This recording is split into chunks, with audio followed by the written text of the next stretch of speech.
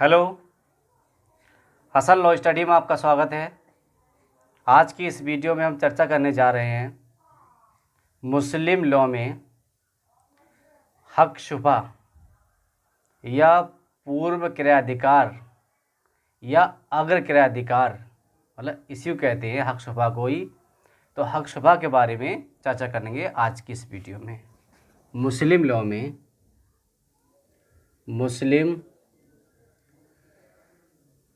Law में हक शुबा, ठीक, हक शुबा इसी को कहते हैं पूर्व क्रियाधिकार या पूर्व क्रियाधिकार या इसी को कहते हैं अग्र क्रियाधिकार।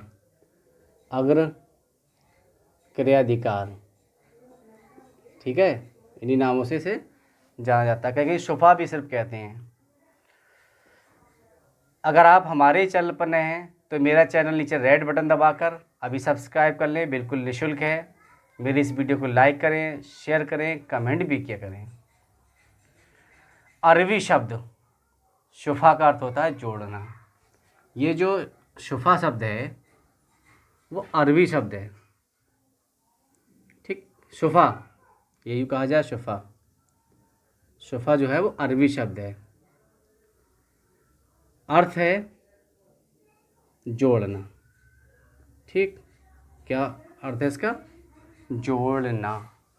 जोड़ना इसका अर्थ होता है। कुछ परिस्थितियों में जब दो व्यक्तियों के बीच अचल संपत्ति का विक्रय हो तो तीसरा व्यक्ति बीच में पड़कर खुद खरीदार होने का दावा कर सकता है। ऐसे अधिकार को शुफा या अग्र क्रियाधिकार कहते हैं। शुफा का अधिकार वह अधिकार होता है जिससे वह किसी अचल संपत्ति का प्रथम खरीदार हो सकता है। न्यायाधीश फिशर ने कहा है, यानी कि उनका कहना है कि शुफा वह अधिकार दोबारा खरीद के अलावा और कुछ नहीं हो सकता। मुल्ला के अनुसार शुफा का अधिकार एक ऐसा अधिकार है जिसके अनुसार अचल संपत्ति के स्वामी को यह अधिकार प्राप्त होता है कि वह अन्य अचल संपत्ति को खरीद ले जिसका विक्रय किसी अन्य व्यक्ति को किया जा चुका है। शुफा के अधिकार के आवश्यक तत्व। शुफा के अधिकार के आवश्यक तत्व। पहला तत्व क्या है? पहला तत्व है शफी को किसी अचल संपत्ति का स्वामी होना चाहिए। जिसके पास शुफा का अधिकार है उसे शफी कहा गया है। शफी को किसी अचल संपत्ति का स्वामी होना चाहिए। शफी को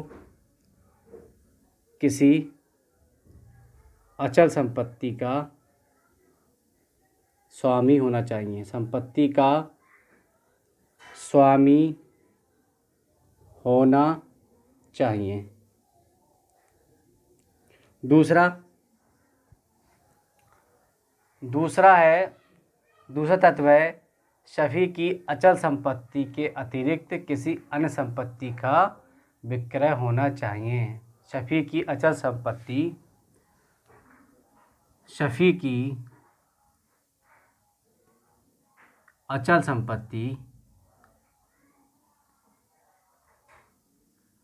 ठीक, शफी की अचल संपत्ति की अतिरिक्त किसी अन्य संपत्ति के अतिरिक्त किसी अन्य संपत्ति का विक्रय होना चाहिए,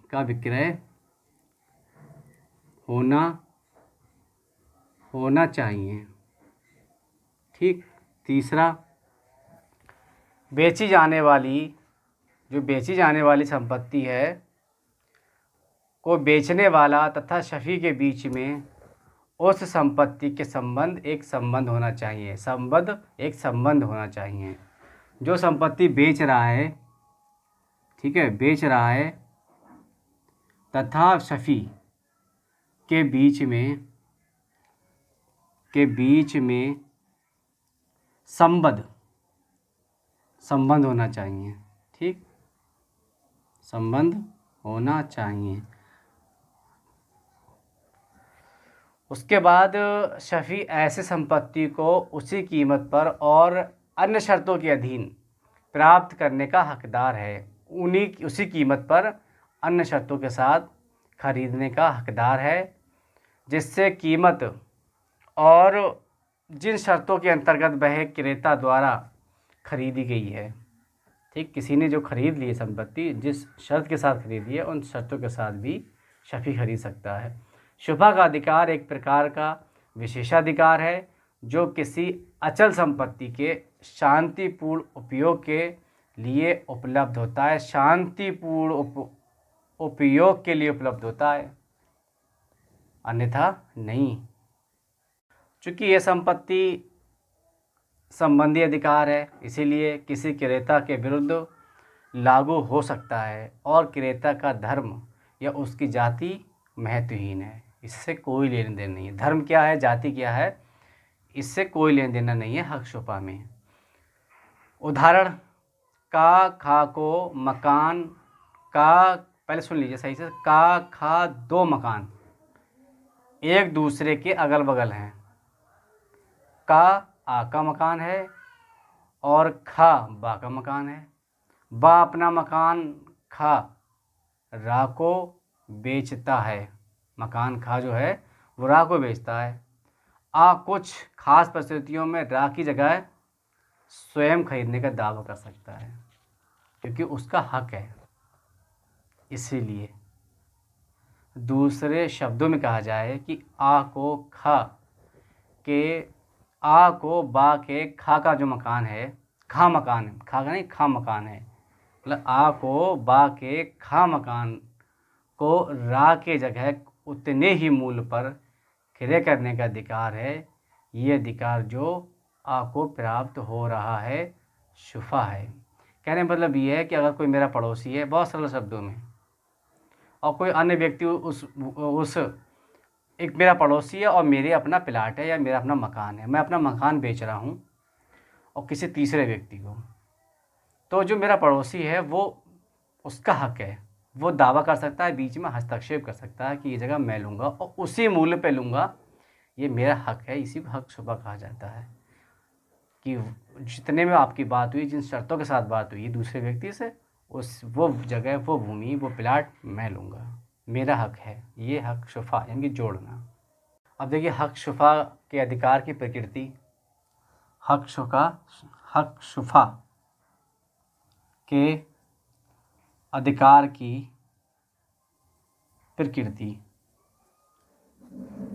प्रकृति में क्या है, शुफा का अधिकार सुखाधिकार के अनुरूप ही एक अधिकार है जो मुस्लिम विधि द्वारा प्रशासित भूमि से संलग्न रहता है। भूमि से लगी हुई भूमि या अन्य अचल संपत्ति के विक्रय के समय ही शुफा के अधिकार का उदय होता है। जिस समय विक्रय हो रही होती उसी समय ये अधिकार उत्पन्न होता है। शुफा का अधिकार पुनः क्रय का अधिकार नहीं है। पुनः क्रय का अधिकार नहीं है। जिस समय सौदा हो रहा है बस उसी समय का अधिकार है ये। इस अधिकार को बाध्य कर सकता है कि वह संबंधित व्यक्ति को उसकी हाथ बेचे, ये उसका व्यक्तिगत अधिकार है। एक केस है गोविंद दयाल बनाम इनायतुल्लाह। गोविंद दयाल वर्सेस इनायतुल्लाह 1885 का केस है। न्यायमूर्ति महमूद थे इसमें। उन्होंने कहा, उनके अनुसार शुफा किसी अचल संपत्ति के शांतिपूर्ण उपयोग के लिए प्रदान किया गया उस संपत्ति के स्वामी का एक ऐसा अधिकार है जिसके अंतर्गत वह किसी दूसरे को बेची गई या अन्य अचल संपत्ति का उन्हीं शर्तों पर या शर्तों के साथ क्रेता से खरीदकर क्रेता के स्थान पर स्वयं अपने को प्रतिस्थापित कर सकता है। अब उसके विधिक परिणाम क्या निकलेंगे, शुफा के विधिक परिणाम क्या निकलेंगे? तो पहला परिणाम निकलेगा, देखिए विधिक परिणाम शुफा के क्या निकलेंगे। पहला है, शफ़ी खरीदार की जगह ले लेता है। जो शफ़ी है वो खरीदार की जगह ले लेता है, यानी उसके स्थान पर, खरीदार के स्थान पर वो आ जाता है। खरीदार शफ़ी का विक्रयकर्ता बन जाता है। खरीदार शफ़ी का विक्रयकर्ता बन जाता है। ठीक। तीसरा है, खरीदार अंतकालीन विक्रय और लाभ का अधिकारी हो जाता है। मतलब कहने का मतलब जिससे बेची गई है, फिर सुन लीजिए, जो शफ़ी होता है वो खरीदार की जगह ले लेता है, जिसे बेची गई उसका स्थान उसे मिल जाता है। खरीदार शफ़ी जो था वो विक्रेता बन जाता है, शफ़ी का विक्रेता बन जाता है, शफ़ी का विक्रेता। और खरीदार अंतकालीन विक्रय किराया और लाभ का अधिकारी हो जाता है। किराया और लाभ का अधिकारी हो जाता है। आज की इस वीडियो में मैंने चर्चा की मुस्लिम लॉ में हक शुफा के बारे में, अब मिलते हैं अगले वीडियो में। तब तक के लिए बाय। जुड़े रहिए हसन लॉ स्टडी के साथ।